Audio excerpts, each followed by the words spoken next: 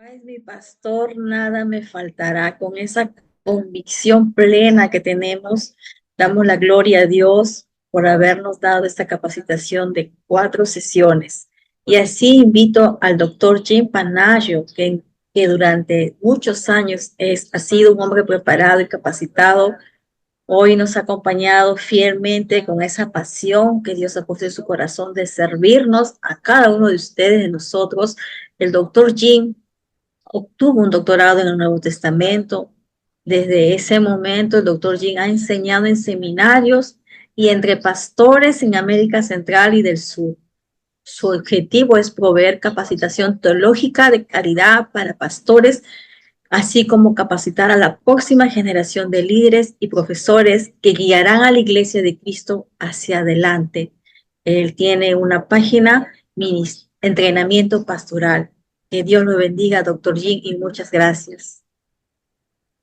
Gracias, Narda.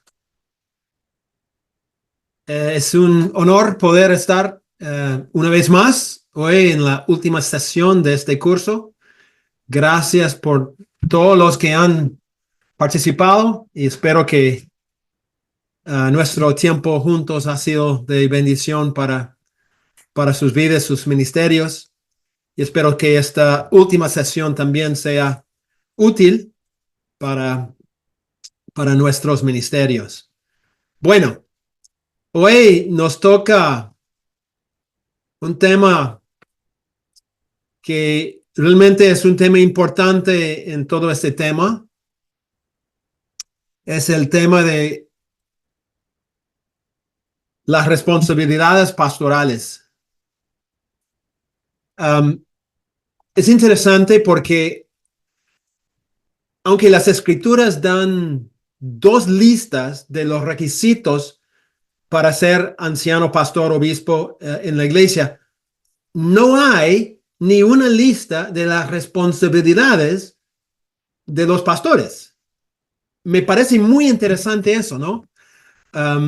Hubiera sido muy útil para nosotros si Pablo o Pedro, algún autor bíblico, hubiera dado una lista clara, concisa, de todas las responsabilidades del ministerio pastoral, pero no tenemos. Entonces, lo que tenemos que hacer es correr por toda la Biblia para ver cuál es el trabajo, cuáles son las responsabilidades de los que ocupan roles pastorales en la historia del pueblo de Dios. Cuando analizamos el texto bíblico, encontramos una variedad de tareas ministeriales, tareas que los líderes realizaban en su ministerio, en distintos momentos, distintos lugares, etcétera, etcétera. No obstante, no podemos hacer todo. Entonces, lo que quiero hacer es resumir todos los distintos esfuerzos en 3 responsabilidades principales: cuidar, enseñar y supervisar. Yo diría que son esas 3 responsabilidades que son las más centrales, las más importantes en el rol pastoral según el Nuevo Testamento. Ahora, antes de reflexionar sobre esas 3 responsabilidades, creo que es importante que yo haga mención del objeto, objetivo, mejor dicho, el objetivo principal por el cual los pastores hacen su trabajo. O sea, ¿cuál es la meta de su trabajo? El objetivo que están queriendo ver. El autor bíblico, creo que varios autores hablan de esta tarea pastoral, pero el que habla más claramente y que describe con más detalle esta meta, creo que es el gran apóstol Pablo. Y yo creo que podemos resumir este objetivo de esta manera. El objetivo principal de todo el trabajo pastoral es glorificar a Dios por medio de la transformación de la iglesia y de cada uno de sus miembros a la imagen de Cristo.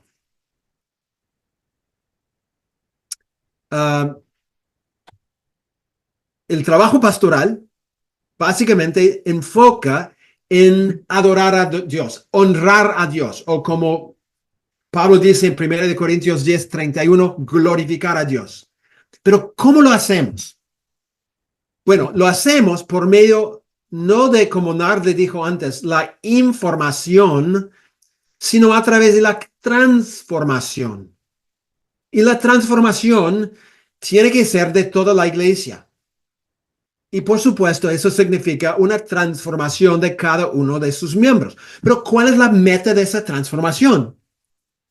Es la imagen de Cristo. La imagen de Cristo. Por ejemplo, podemos ver textos como Colosenses 1:28, donde Pablo declaró cuál era su propósito ministerial. Él dice, era para presentar perfecto en Cristo Jesús a todo hombre. Es decir, su propósito era ver el crecimiento de cada miembro hasta que ese miembro llegue a ser más como Cristo. O sea, perfecto no significa que no hay ningún defecto. Perfecto significa completo, significa maduro. Y Pablo dice que su trabajo, su pasión era presentar en esa clase de madurez a todo hombre, toda persona, ¿no? Vemos también en Efesios 4:11 a 13, donde Pablo habla de que Cristo constituyó o dio, regaló a la iglesia ciertos dones, pero esos dones son en la forma de personas, de líderes, ¿no? En la iglesia, de oficios en la iglesia. Y Pablo anuncia la meta de ese regalo de Cristo para la iglesia. Y él dice que la meta es perfeccionar a los santos. Otra vez, ahí está. No perfeccionar en el sentido de que no haya ninguna falla, sino llevarlos a la madurez, ¿no? A un estado de ser completo.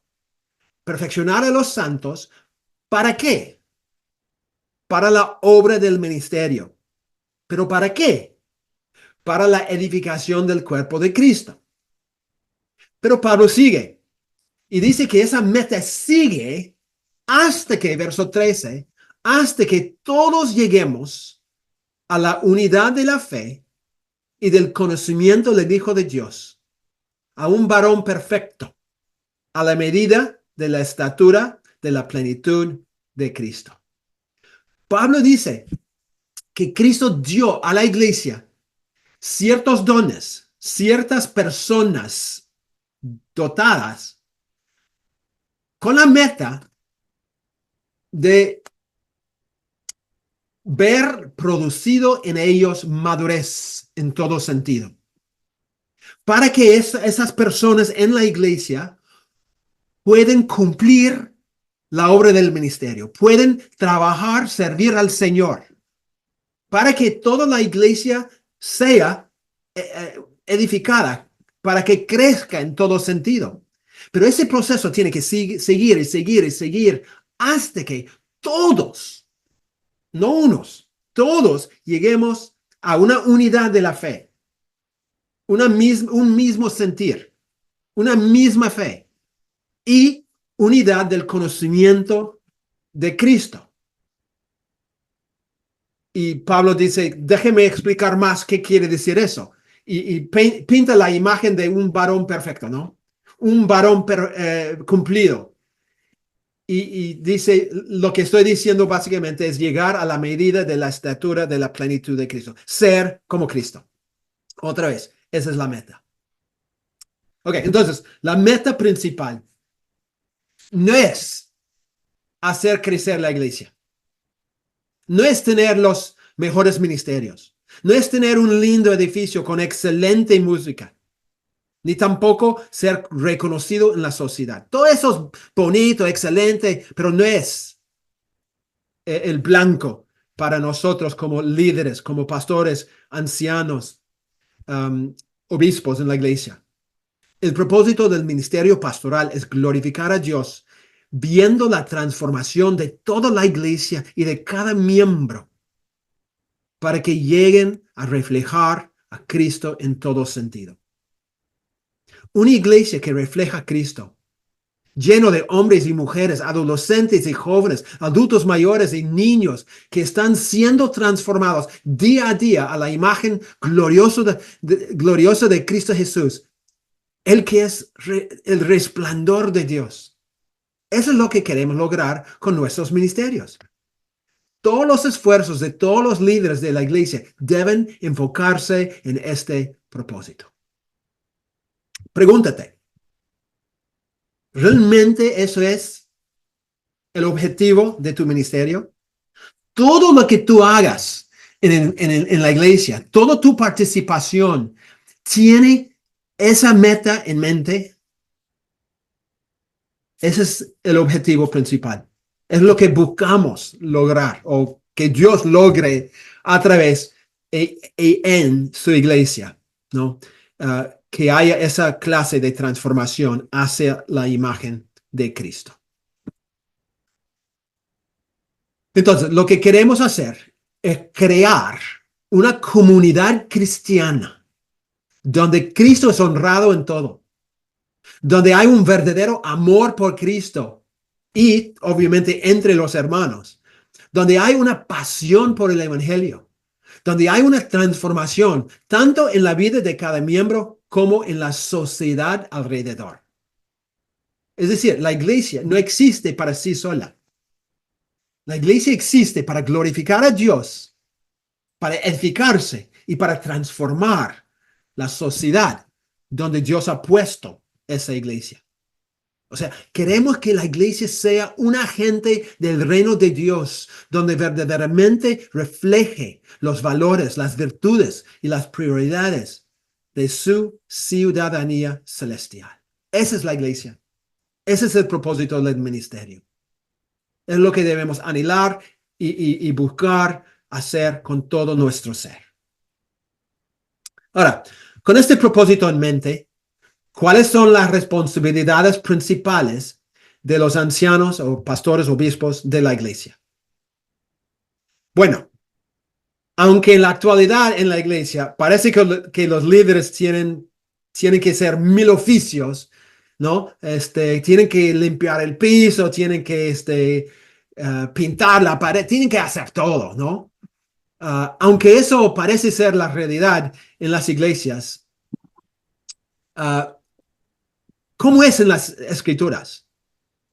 ¿Cómo debe ser? Bueno, como mencioné, yo creo que hay 3 responsabilidades que son primordiales. 3 responsabilidades que son primordiales. Creo que perdimos, ahí está. Perdimos el PowerPoint por un segundo. Ok. Responsabilidad número 1 es enseñar. Enseñar.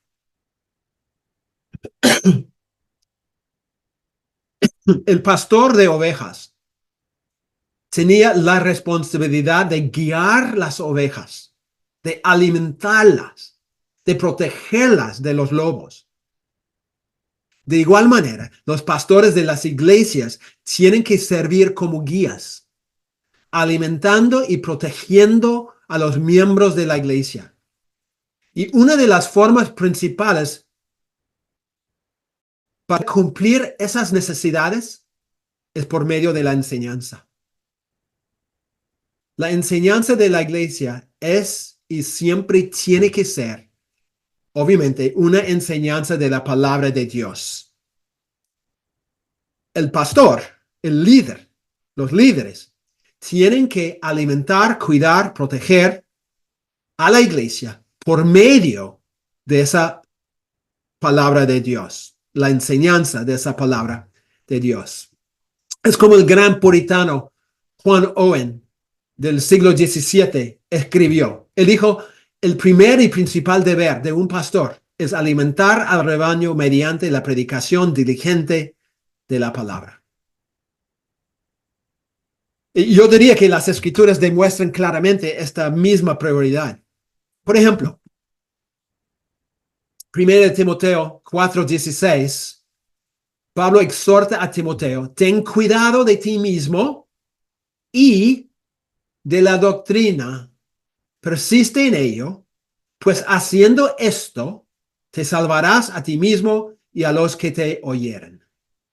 Obviamente aquí hay dos enfoques, ¿no? En esta exhortación de Pablo, dos enfoques. Primero es la necesidad de cuidar de su propia vida. Eso vamos a tocar más adelante.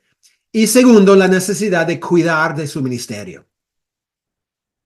Es esa segunda exhortación que nos importa en este punto, ¿no? Pablo dice que no solo tiene que cuidar de su propia vida, sino también de la doctrina, es decir, de la enseñanza. Pablo no tiene en mente tanto la doctrina como una lista de creencias, es verdad eso, pero Pablo tiene en mente todo el ministerio de la enseñanza. Y ahora hay dos motivos por qué Pablo enfatiza esta segunda exhortación del cuidado de la enseñanza. Dos motivos.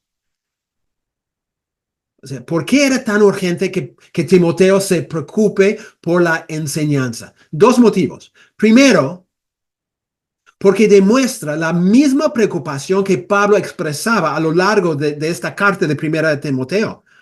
Pablo tenía una preocupación muy fuerte por las falsas enseñanzas que habían entrado en la iglesia. Las falsas enseñanzas estaban haciendo un montón de daño en la iglesia.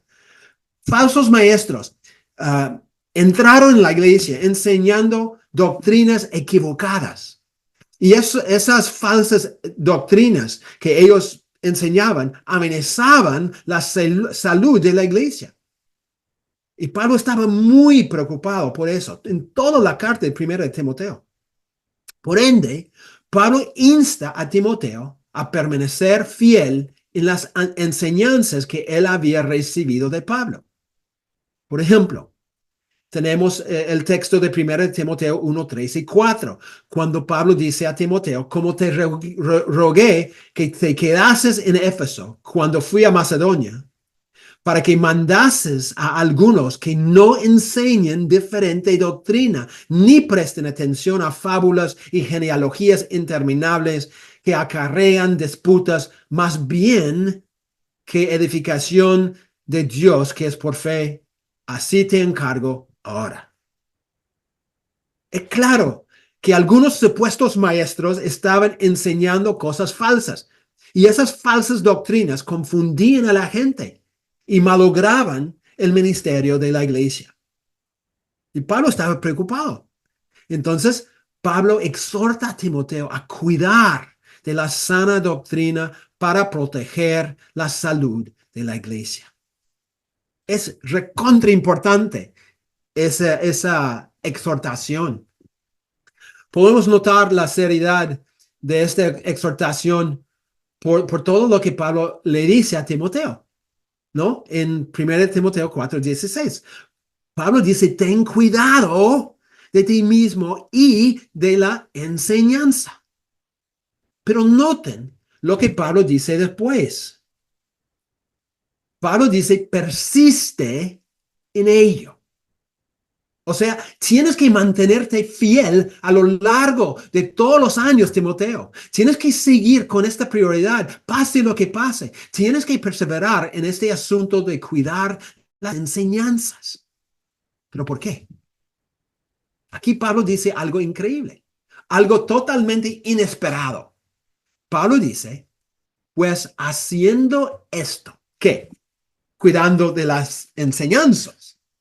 Haciendo esto, te salvarás a ti mismo y a los que te oyeran.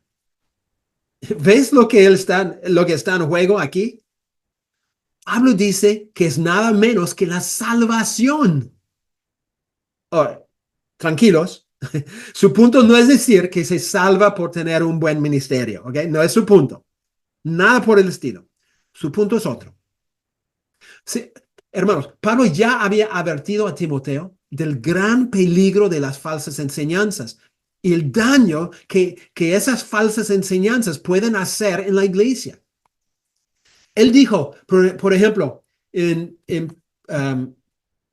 1 Timoteo 4:1, pero el Espíritu dice claramente que en los postreros tiempos algunos apostatarán de la fe, escuchando a espíritus engañadores y a doctrinas de demonios. O sea, Pablo dice a Timoteo básicamente esto: Timoteo, escúchame. El Espíritu Santo ha profetizado que algunos iban a apostatar. O sea, que algunos iban a dejar el cristianismo, iban a desertar la fe. Ya está pasando, Timoteo. Alrededor, la gente está tirando la toalla. ¿Por qué? Porque han escuchado un evangelio distorsionado. Han escuchado enseñanzas no bíblicas. Han recibido enseñanzas falsas. Y como consecuencia, la gente se ha desviado de la verdadera fe. Es un gran peligro que ya se está dando, Timoteo, en todo lugar alrededor. Entonces, ¿cuál es la solución? Pablo dice, tú tienes que cuidar de las enseñanzas. Tienes que vigilar lo que se enseña en la iglesia. Es una prioridad esencial. Haciendo esto, o sea, cuidando de la doctrina, Timoteo, tú vas a salvar a los que están escuchando las enseñanzas falsas. ¿Por qué? Porque tú vas a mostrarles que esas enseñanzas son falsas, que son dañinas. Entonces tú, Timoteo, tienes que preocuparte por las enseñanzas para que sean buenas enseñanzas, enseñanzas verdaderas, correctas. Entonces ellos, en vez de desviarse por escuchar esas mentiras, van a salvarse. Van a seguir en el camino correcto por haber escuchado las sanas enseñanzas. Hermanos, hermanas, hay un montón que está en juego en este asunto. La verdadera salvación de la gente escuchando está en juego.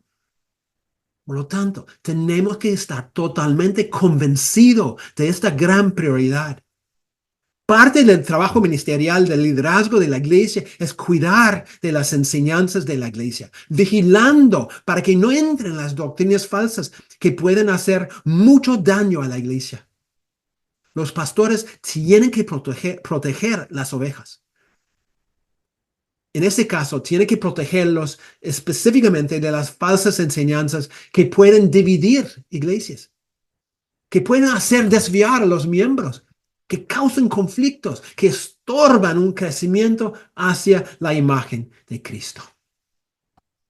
Hermanos, no tienen que buscar mucho, no tienen que mirar tan lejos para ver que esto ya está pasando alrededor de nuestras iglesias, en quizás nuestras iglesias también. Hay un montón de falsas enseñanzas que han entrado, han infiltrado y están causando un montón de daño, dividiendo a las iglesias, haciendo desviarse muchos hermanos. Es una realidad. Los pastores, los líderes, tienen que cuidar de las enseñanzas, de la doctrina, vigilando, protegiendo a la iglesia, porque es un peligro que siempre está alrededor.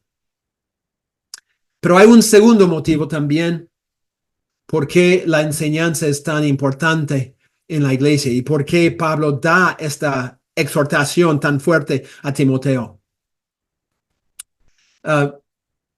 Este énfasis de la prioridad de la enseñanza es importante porque Pablo está mostrando que el ministerio de la palabra de Dios, o sea, la enseñanza de la iglesia es algo que tiene que siempre ser una prioridad en el ministerio de los pastores de la iglesia. En otras palabras, el ministerio pastoral tiene que centrarse en el ministerio de la palabra. Ser pastor significa ser un hombre de la palabra. Ser pastor significa bañar el ministerio con la palabra, bañar los cultos y las actividades y todo de la palabra. Es por eso, um, que Pablo menciona en los requisitos para ser pastor. ¿Se acuerdan de los requisitos que vimos en la segunda semana? Cuando Pablo menciona los requisitos para el obispado, para ser anciano, pastor en la iglesia, él incluye en 1 de Timoteo 3:2, apto para enseñar.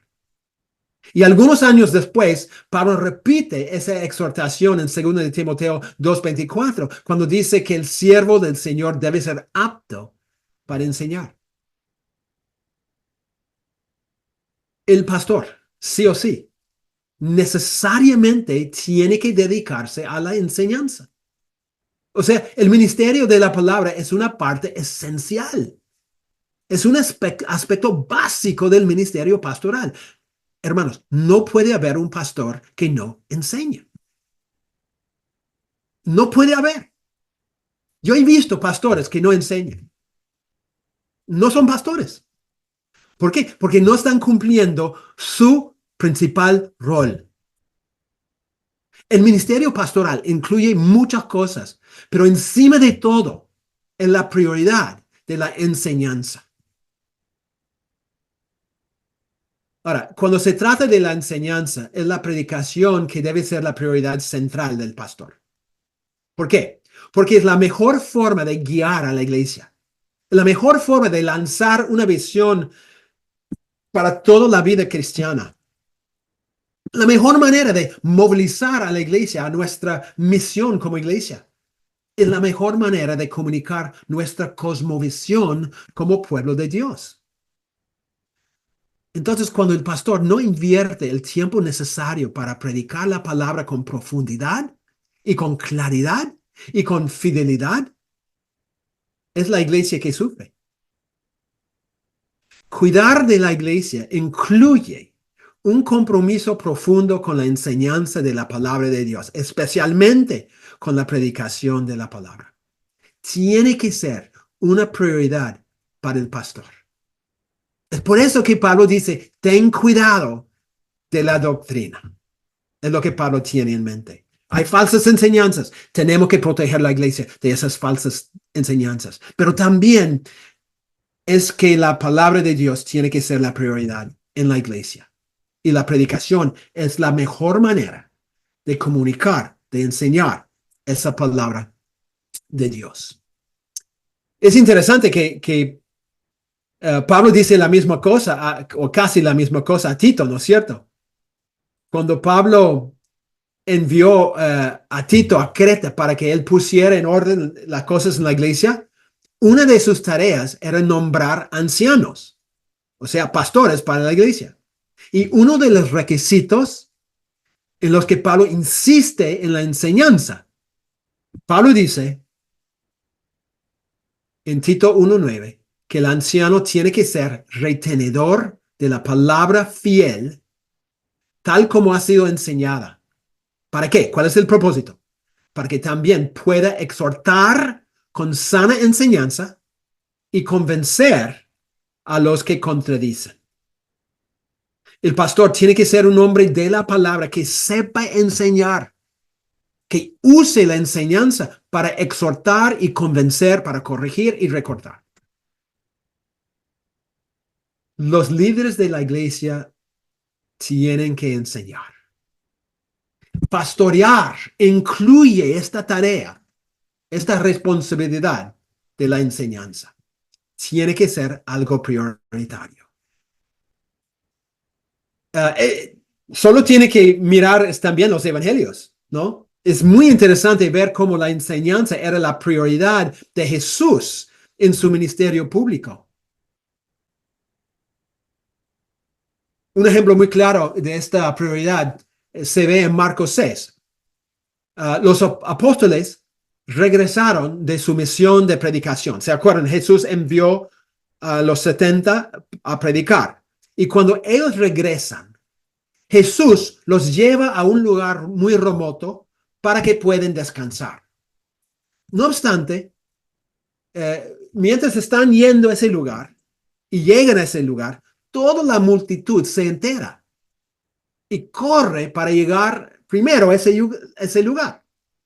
Entonces, cuando Jesús y sus discípulos llegan, la gente ya estaba ahí esperando. No había descanso. Y cuando Jesús ve la multitud, el texto dice eso.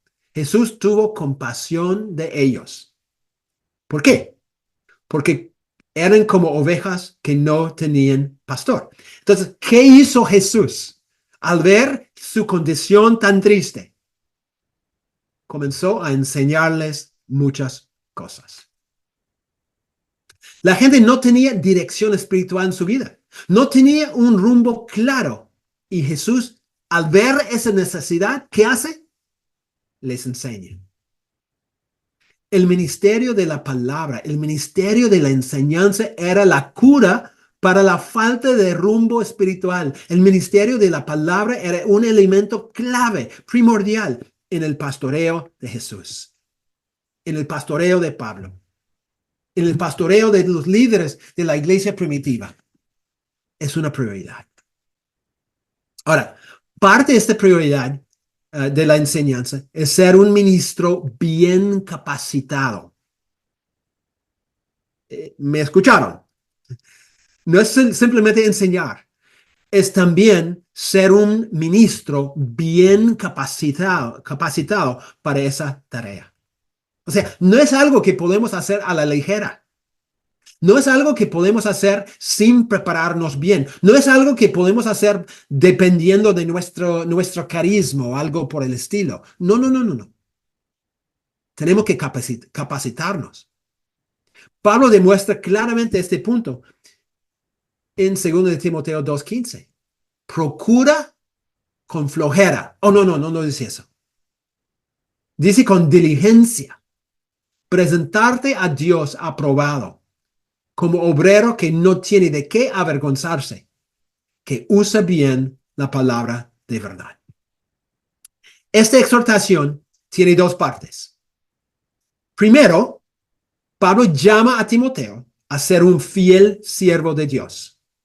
Y en segundo lugar, le dice a Timoteo cuál es la principal medio por el cual él puede cumplir este encargo de ser un fiel siervo de Dios. Entonces, lo llama a la fidelidad y después le dice cómo. ¿Ok? Entonces, vamos a empezar con la primera parte. Pablo exhorta a Timoteo, procura con diligencia presentarte a Dios aprobado como obrero que no tiene de qué avergonzarse. Ahora, la imagen que Pablo presenta a Timoteo es la de un inspector de control de calidad en una empresa, digamos, ¿no? Una fábrica. Ese inspector de control de calidad tenía la responsabilidad de declarar un veredicto sobre un producto, si el producto era idóneo o no. ¿No? Pero en este caso, obviamente, Dios es el inspector. Y Pablo dice que un día Timoteo, como todos los ministros, se van a parar frente al inspector, frente a Dios, y van a enfrentar la pregunta, ¿qué clase de trabajador has sido? Solo hay dos opciones. Será declarado aprobado o desaprobado. Acepto o rechazado. Ser rechazado trae consigo una vergüenza, dice Pablo, pero esa vergüenza no es el roche que uno siente cuando se da cuenta que ha hecho algo indebido. No es ese roche, no es lo que tiene en mente. No. La vergüenza que Pablo tiene en mente es una vergüenza eterna. ¿no? Es una vergüenza ante el trono de Dios, porque uno se encuentra con la desaprobación de Dios y por lo tanto reconoce que ha fallado en la prueba. Es lo que Pablo está diciendo. Pablo está diciendo, tienen que procurar con diligencia presentarte ante Dios como alguien que ha sido aprobado, aceptado por Dios. Está hablando en el ministerio. Para que no llegues allá como un obrero no apto. Y por eso enfrentar la vergüenza de ser rechazado. El trabajador que pasa la prueba es un trabajador aprobado. Y así esa persona se presenta ante el inspector sin vergüenza. El encargo de Pablo a Timoteo, por lo tanto, hermanos, es que Timoteo se entregue diligentemente, que haga todo lo posible para pasar la prueba, para que de ninguna manera se avergüence ante Dios cuando finalmente llegue el momento de la evaluación. Timoteo debe dedicarse en cuerpo y alma a convertirse en un ministro del Evangelio completamente aprobado, cueste lo que cueste.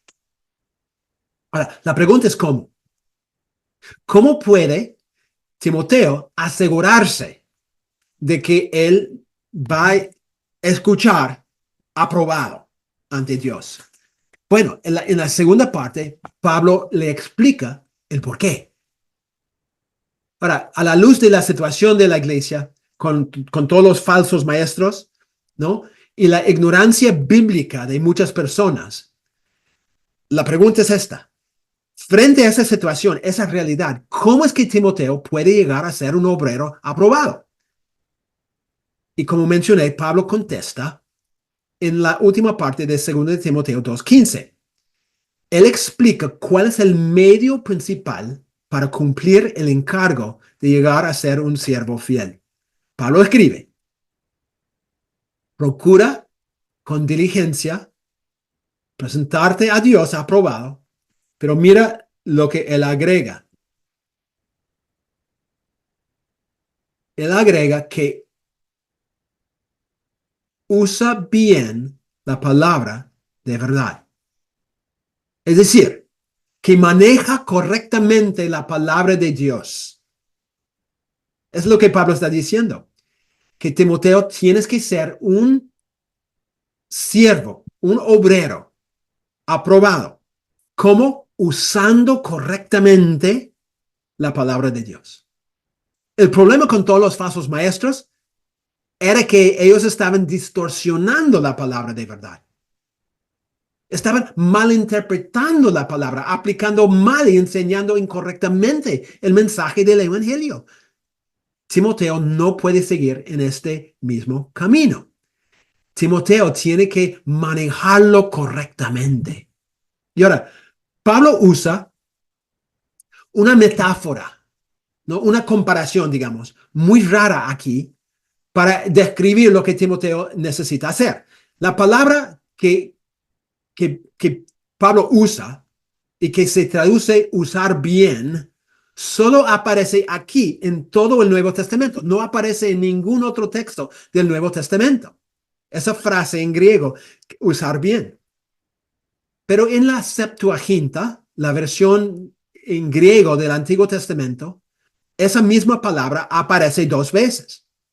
Primero en Proverbios 3:6, donde el autor dice, reconócelo en todos tus caminos y él enderezará, ahí es la palabra, tus veredas. También Proverbios 11:5 podemos leer, la justicia del íntegro enderezará, ahí está otra vez, su camino, mas el impío cae por su propia maldad. ¿Cuál es la idea entonces? La idea es tener una vida que vaya en la dirección correcta. O sea, seguir caminos rectos. Y Pablo toma esta idea y la aplica a cómo Timoteo debe manejar la palabra de verdad. Debe manejarlo con rectitud, Es decir, debe manejarlo con precisión. Nuevamente, en contraste con los falsos maestros que lo manipulan y tuercen, malinterpretan, ¿no? Ellos enseñaban falsamente. Timoteo no puede hacerlo. Él tiene que usar correctamente la palabra de Dios. Entonces, resumiendo, el encargo de Pablo a Timoteo en este texto, yo diría que es eso. Haz todo lo necesario, Timoteo, para hacerte un siervo del Señor digno de aprobación, usando correctamente su palabra. Y no como los falsos maestros que malinterpretan y aplican mal la palabra de Dios. Sé un siervo fiel que sabe interpretar la palabra de Dios y que la aplica correctamente a la vida y que la transmite fielmente a otros. Esa es la tarea primordial de los pastores. Es un trabajo importante, hermanos. Es complicado a veces, sí, pero es recontra importante. Ahora, quiero agregar un punto más. Es importante entender que la proclamación de la palabra en el pastorear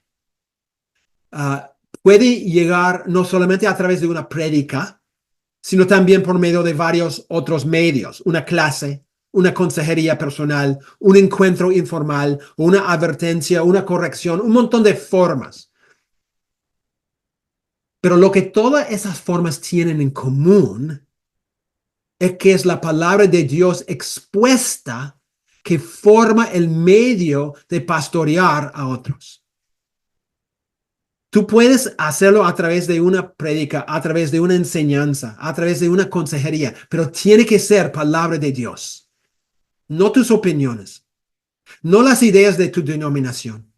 Tiene que ser la palabra de Dios. Entonces, Pablo dice en 2 Timoteo 4, 1 y 2, te suplico, Timoteo, encarecidamente delante de Dios y del Señor Jesucristo, que juzgará a los vivos y a los muertos en su manifestación y en su reino, que prediques la palabra y que instes a tiempo y fuera de tiempo, redarguye, reprende, exhorta con toda paciencia y doctrina, o sea, enseñanza. Timoteo tiene que llevar a cabo su ministerio de guiar a las iglesias usando distintos medios de proclamación, predicación, corrección, exhortación, instrucción. Hay una variedad de formas, pero el pastor tiene que transmitir la palabra de Dios y tiene que hacerlo fielmente. Vemos la misma cosa. 1 Tesalonicenses 2, 11 y 12. Pablo dice, también sabéis de qué modo como el Padre a sus hijos exhortábamos y consolábamos a cada uno de vosotros y os encargábamos que anduvierais como es digno de Dios que os llamó a su reino y gloria. O sea, Pablo y su equipo misionero trabajaba con la nueva iglesia en Tesalónica. Tengo que enchufar mi computadora un segundo. Ok. Pablo y su equipo trabajaban con la nueva iglesia en Tesalónica, cuidando a la iglesia a través de la palabra de Dios, ¿no? Y una palabra transmitida a través de exhortación y consolación. ¿Para qué? Todo era para que los hermanos agradaran a Dios. Fue la palabra de Dios que era la prioridad y ellos realizaron esa prioridad por medio de una variedad de maneras de comunicar la palabra. Pero fue la enseñanza de la palabra que era la prioridad. La principal manera de formar la iglesia, de pastorear la iglesia, es a través de la palabra de Dios. Un ejemplo más. Porque Pablo revela cómo él cuidaba a la iglesia de Éfeso, por ejemplo, cuando él dice en Hechos 20 y 31, por tanto, velad, acordándoos de que por 3 años de noche y de día no he cesado de amonestar con lágrimas a cada uno. Noten la combinación aquí de amonestar y lágrimas. O sea, Pablo guiaba a la iglesia por medio de la exhortación. Una exhortación que vino por medio de la palabra de Dios. Pero también Pablo amaba a la gente. Lloraba por la gente, ¿no? Este tipo de corrección o dirección espiritual era muy directo, pero no era con dedo en la cara, sino con lágrimas en los ojos. Era una enseñanza con compasión, con un profundo deseo de ver su avance espiritual. Esta proclamación es parte del proceso importante de empujar a los hermanos a una madurez espiritual. Entonces Pablo expresa en Colosenses 1:28, nosotros anunciamos a Cristo amonestando a todo hombre y enseñando a todo hombre en toda sabiduría a fin de presentar perfecto en Cristo Jesús a todo hombre. La meta era formar cristianos maduros, ¿no es cierto?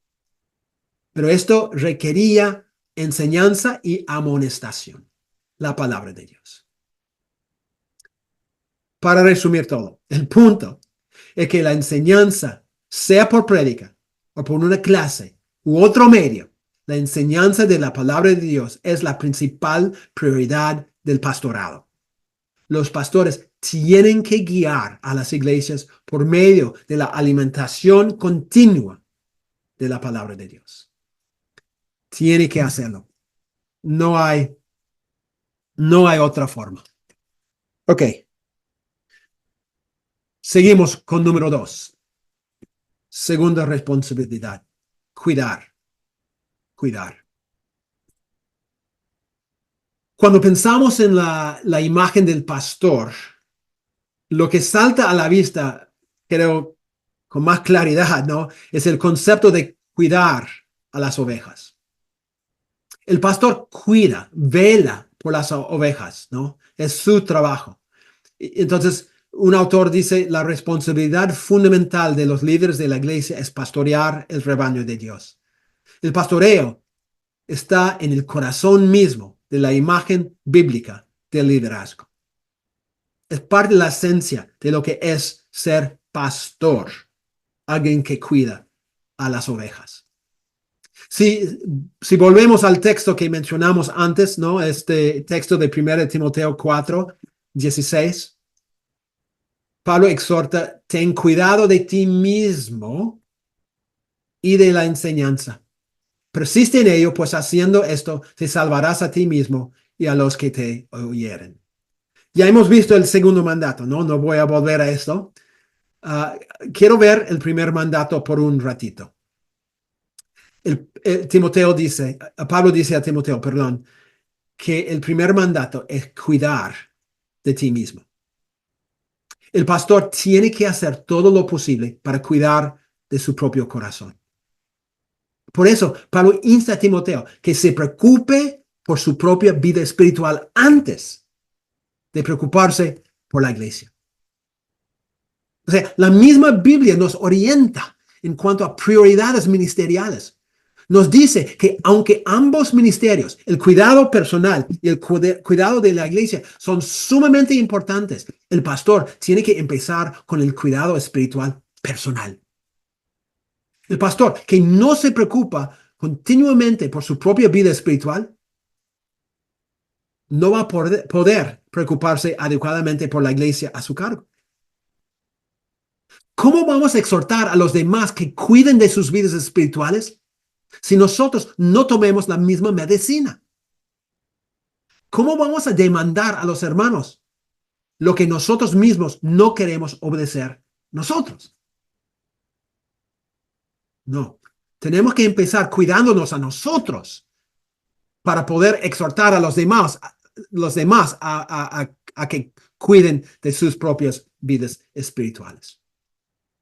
En las palabras del puritano Ricardo Baxter, él estaba hablando a un grupo de pastores y él dice, miren por ustedes mismos, no sea que vivan en los mismos pecados los que ustedes predican en contra en la vida de otros.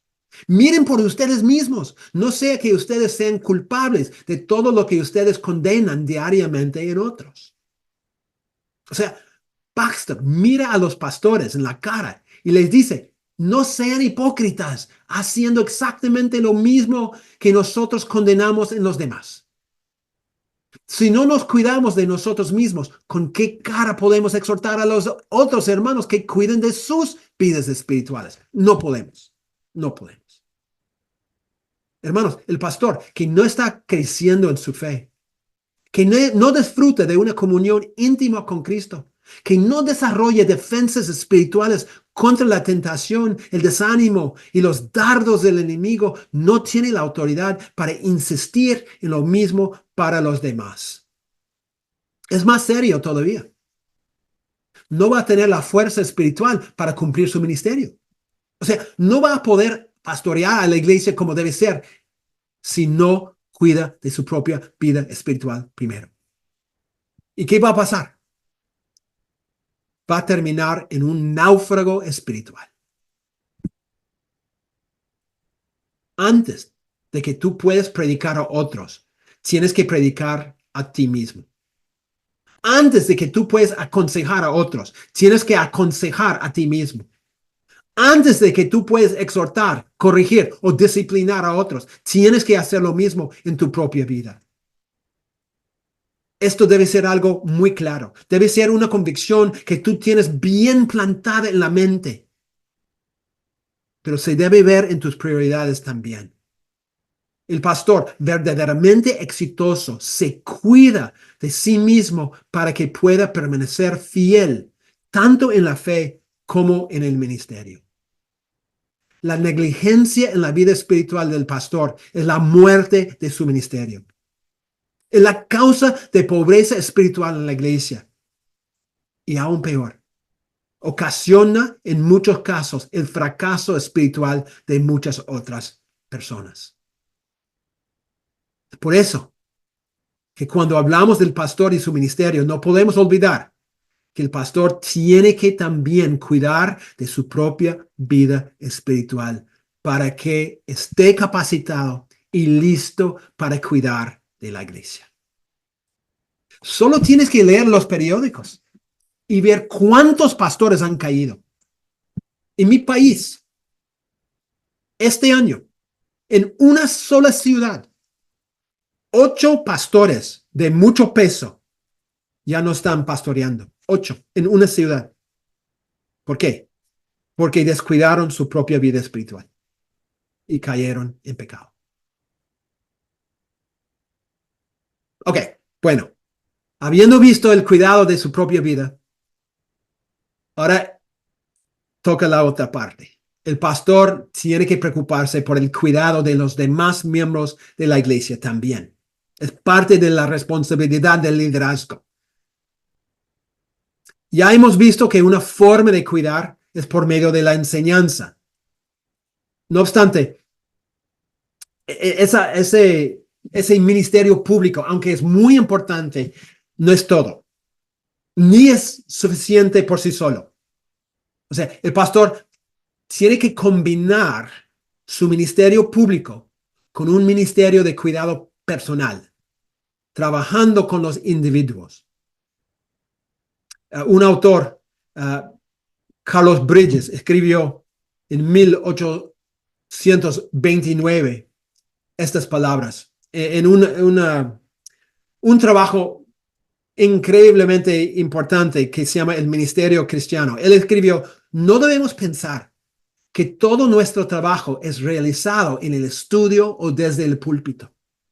La predicación, la gran palanca del ministerio, recibe mucho de su poder a través de su conexión con la labor pastoral, y su frecuente separación de ella es la principal causa de su ineficiencia.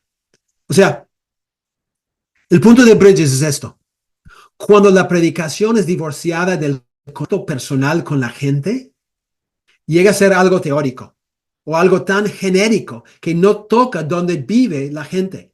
No les trae soluciones concretas no pone el dedo en las llagas reales que sufren. Por lo tanto, el pastor tiene que ser un predicador que también conoce, que vive con los que van a escuchar su mensaje. Tiene que tener ese acercamiento personal con la gente.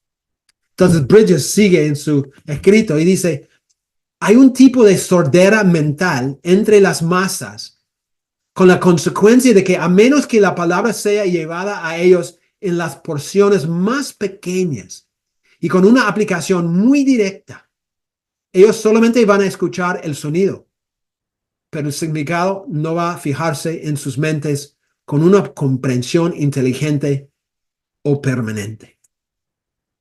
En otras palabras, la predicación de la palabra, aunque recontra importante, tiene que ser acompañada con el cuidado personal de los miembros de la iglesia. Si no es así, ellos van a escuchar las palabras, pero la palabra no entra. Es urgente, es esencial, es clave que hay un matrimonio entre el ministerio público de la predicación y el ministerio privado, individual, de la consejería, del discipulado, del conversar, del salir simplemente para estar juntos, ¿no? El coinonía. Esos dos ministerios tienen que estar vinculados para que haya fruto en todo este trabajo. Pablo menciona esta tarea muy importante de los ancianos, por ejemplo, en 1 Timoteo 3:5, ¿no? Cuando él da los requisitos.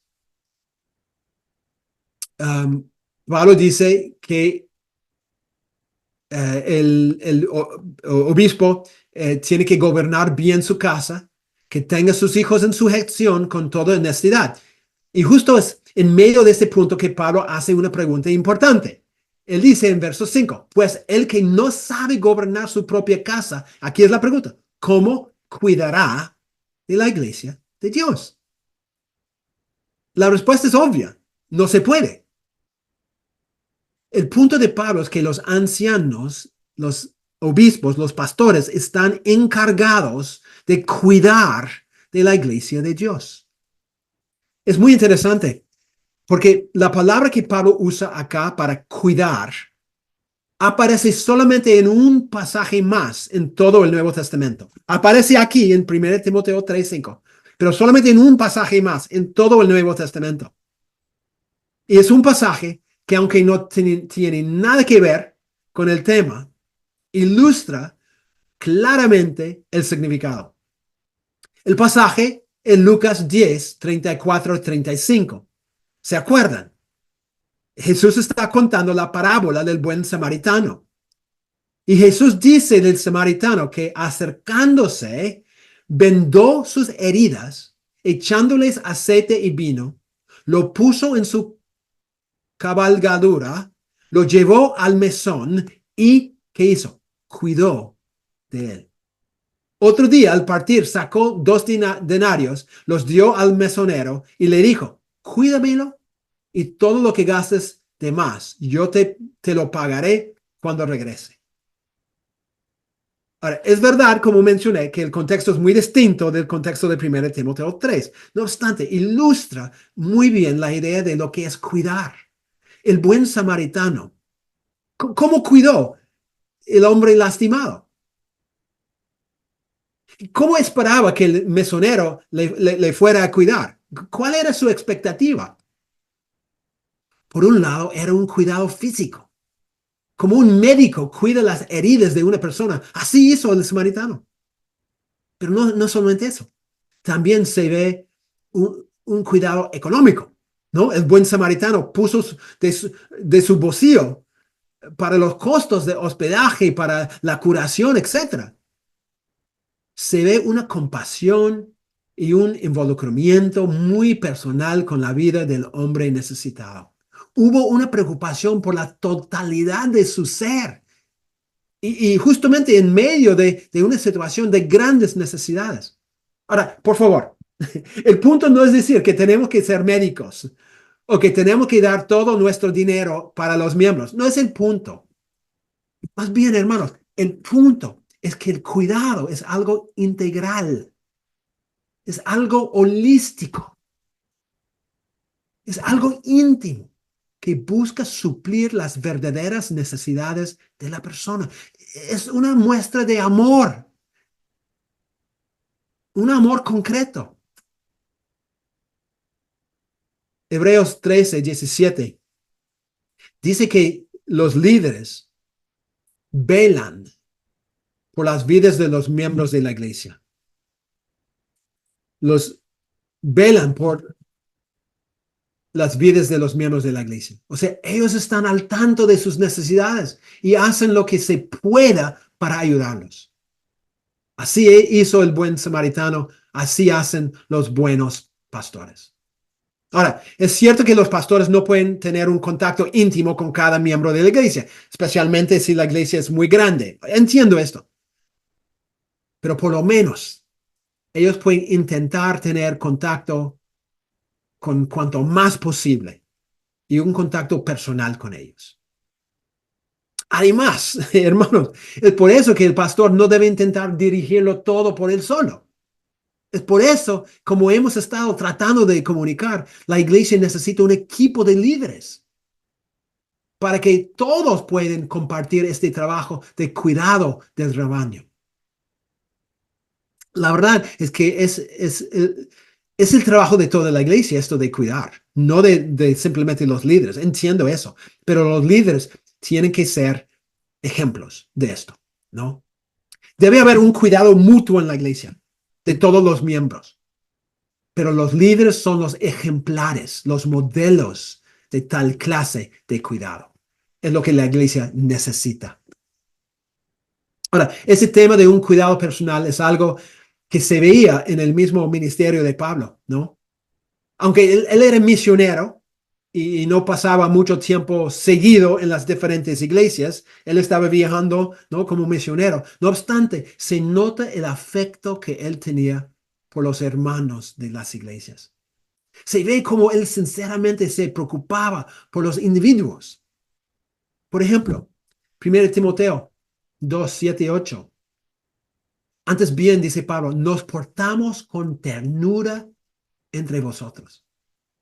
Y Pablo dice, ¿cómo puedo explicar mi trato? Y él dice, como cuida una madre con amor a sus propios hijos. Qué lindo, ¿no? Tan grande es nuestro afecto por vosotros que hubiéramos querido entregaros no solo el evangelio de Dios, sino también nuestras propias vidas, porque habéis llegado a serlos muy queridos. Wow. Noten, hermanos, el gran efecto que Pablo tenía para los hermanos. Tan profundo y tan sincero era su amor por ellos que él quería cuidarlos como la mamá cuida a sus hijos. Obviamente era un trato personal, un trato caluroso, un ministerio de profunda preocupación y cuidado. O sea, hasta que tal punto que Pablo deseaba entregar su propia vida para el cuidado de ellos. No era simplemente un trabajo para ellos, para Pablo, era su vida. No era por obligación, sino por amor. Pero quizás tú preguntas, ¿por qué el cuidado tiene que ser algo tan personal? ¿Por qué? Bueno, una de las principales razones es porque cada persona es muy diferente y su realidad es diferente de todas las demás personas. Cada persona es un individuo. Por ejemplo, hay ovejas sufrientes y hay ovejas débiles. Hay ovejas desobedientes y hay ovejas maduras. Cada clase de oveja necesita un tipo de cuidado distinto. Es interesante porque Pablo reconocía esto cuando él exhortó a la iglesia en 1 Tesalonicenses 5:14. Miren los distintos grupos que Pablo menciona acá. Pablo dice, también os rogamos, hermanos, que amonestéis a los ociosos, un grupo, que alentáis a los de poco ánimo, dos grupos, que sostengáis a los débiles, tres grupos, que seáis pacientes para con todos, cuatro grupos. Todos son diferentes. Hay una variedad de problemas y de situaciones. Por lo tanto, no se puede aplicar el mismo remedio ni el mismo trato a todos. Si intentamos usar una filosofía como la misma talla para todos, no vamos a suplir las verdaderas necesidades de los hermanos de la iglesia. Tenemos que conocer a nuestra gente, sus vidas, sus realidades, sus luchas, sus necesidades. Y eso significa pasar tiempo con ellos. Invertir tiempo escuchándolos, observándolos, conversando con ellos. De esta manera, vamos a aprender acerca de sus problemas, sus fortalezas, sus actitudes, sus necesidades, ¿no? Este contacto con ellos nos capacita para poder aplicar el remedio correcto a sus enfermedades espirituales. Otra vez, si buscamos aplicar soluciones genéricas, sería como un médico que receta una medicina que realmente no aplica, ¿no? O sea, dar una receta sin realmente indagar sobre el verdadero problema. No. Tenemos que tratar a cada persona como un individuo. Ahora, otra vez, quiero enfatizar algo. No estoy diciendo que los pastores tienen que hacer todo, pero sería bueno capacitar a la iglesia a ser una iglesia que se cuida de sí misma, donde hay un cuidado mutuo, porque es mucho trabajo para una o dos personas. Necesitamos todo un equipo de personas para cuidar. Ahora, terminando este punto, quiero compartir una forma muy práctica que un pastor puede ejercer un cuidado personal. Y es a través de la oración por cada miembro de su iglesia. Podemos ver este ejemplo, por ejemplo, en Santiago 5:14. ¿Se acuerdan de ese texto? Cuando llamaban a los ancianos para que oraban por los enfermos, ¿no? No podían ni levantarse de sus camas, entonces dice, llama a los ancianos para que oren. La oración es una de las mejores formas del cuidado de la iglesia. Cada líder debe tener como una prioridad importante en su ministerio la oración por los miembros de la iglesia y sus verdaderas necesidades. Mi sugerencia es que hagan una lista de todos los hermanos de la iglesia y que dividas la lista por los días de la semana y que ores por ellos cada semana por nombre, ¿no? Un grupo lunes, martes, etc. Yo te digo, si lo haces, vas a empezar a reconocer tu necesidad de conocerlos más, pero también vas a tener peticiones más concretas porque vas a estar con la gente preguntando, ¿qué necesitas? ¿Para qué puedo orar por ti? ¿Cuáles son tus necesidades? Eso te va a motivar a hacer un seguimiento, ¿no? Para saber cómo va todo semana tras semana. Obviamente, si la iglesia es muy grande, entonces hay que dividir los nombres entre los ancianos, pero la idea es orar todas las semanas por todos los miembros de la iglesia. Ok, el último, la tercera responsabilidad es la de supervisar. Si yo estoy en lo correcto, cuando yo digo que los tres términos, pastor, anciano y obispo, son tres formas de hablar del mismo cargo, o sea, lo que hoy en día tendemos a llamar pastor.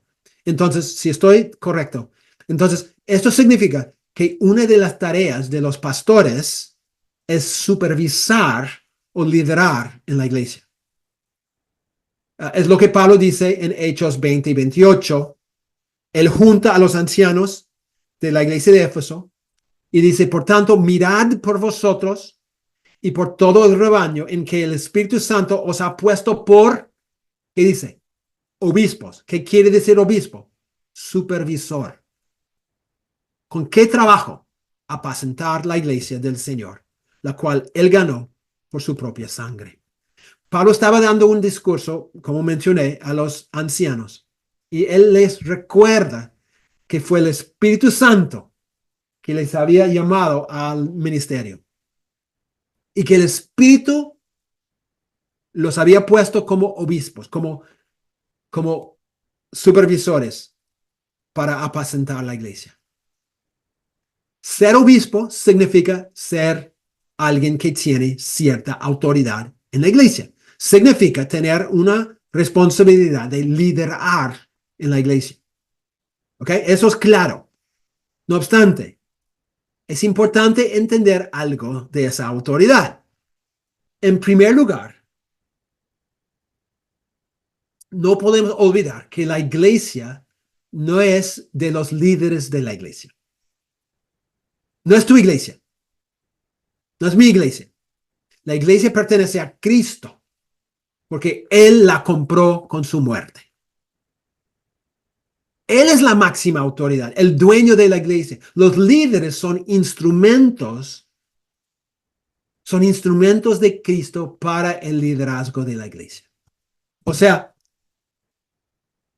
Cristo ha delegado algo de su autoridad a los líderes para que ellos lo representen en la iglesia. No son la autoridad. Más bien han recibido una responsabilidad, una autoridad delegada. Cristo es el que tiene autoridad y Él delega a través de agentes como los pastores su autoridad. Entonces, por ejemplo, 1 Tesalonicenses 5, 12, 13, Pablo exhorta a la iglesia: os rogamos, hermanos, que reconozcáis a los que trabajan entre vosotros, es decir, el liderazgo. O sea, y os presiden en el Señor y os amonestan. Está hablando de los líderes de la iglesia. ¿Cómo se debe tratar a los líderes? Verso 13. Tenedlos en mucha estima y amor por causa de su obra. Tened paz entre vosotros. Es muy posible que todavía a esas alturas, ¿no?, de este texto en 1 Tesalonicenses no había una estructura de gobierno muy desarrollada en la iglesia. Es posible, ¿no? No obstante, Pablo reconoce que había un grupo de líderes y él llama a la iglesia a reconocer esos líderes y a estimarlos, a respetarlos. Y es claro que esos líderes ejercían alguna clase de autoridad en la iglesia. Es parte de su responsabilidad, parte de su trabajo.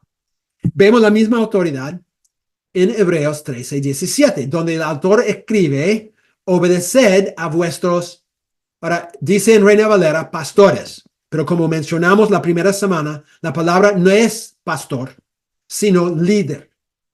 Entonces es algo más genérico: obedeced a vuestros líderes y sujetaos a ellos. ¿Por qué? Miren esto.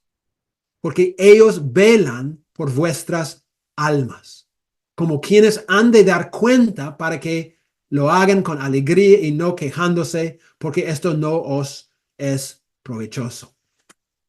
El autor dice que hay un grupo de líderes que velan por las vidas de los creyentes, que ejercen un liderazgo sobre la iglesia.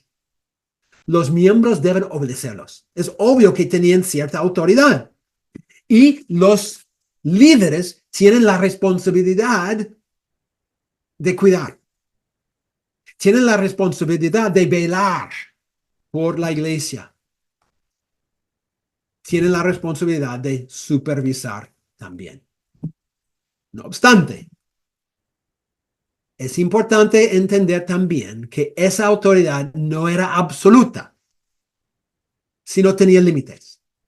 Y fue ejercida dentro de un marco claro. Era autoridad en el Señor. O sea, tenía que ver con vuestras almas, según el texto de Hebreos 13. El punto es que se trata de la vida eclesiástica, no todos los asuntos de la vida. El pastor no tiene autoridad sobre la vida personal o laboral de la persona. Ejerce su autoridad en la iglesia, en los ministerios y la vida de la iglesia, pero no en casa, no en el trabajo, no en la calle. Yo he escuchado a pastores diciendo que como si ellos tuvieran autoridad sobre todo la vida de la persona. No es así. El pastor puede aconsejar en cuanto a otros asuntos y siempre debe preocuparse por la totalidad de la vida de los miembros, pero no ejerce una autoridad sobre todas las áreas de sus vidas. Hay más. Esa autoridad tiene que ser ejercida al modelo de Jesús, con humildad, con servicio, con sacrificio, no buscando controlar o manipular a las personas. Tiene que ser como dijo Pedro en 1 de Pedro 5:3. Los ancianos deben pastorear la grey, no como teniendo señorío sobre los que están a vuestro cuidado, sino siendo ejemplos de la grey. La mejor manera de ejercer tu autoridad es a través de tu ejemplo. La mejor forma es a través de tu vida, tu testimonio, tu amor, tu cuidado. Hermanos, la autoridad de los líderes siempre es sujeta a la palabra de Dios y a la autoridad de Cristo. Ahora, ¿en qué sentido supervisan la iglesia los pastores? Rápidamente, voy a terminar este punto. No significa que los ancianos tienen que hacer todo, ¿no? En muchas iglesias son 1000 oficios, no es la idea. No. Tampoco significa que tienen que tener sus manos en todo. No, tampoco es la idea. Ellos pueden, y yo diría deben, delegar muchas responsabilidades a los demás miembros de la iglesia.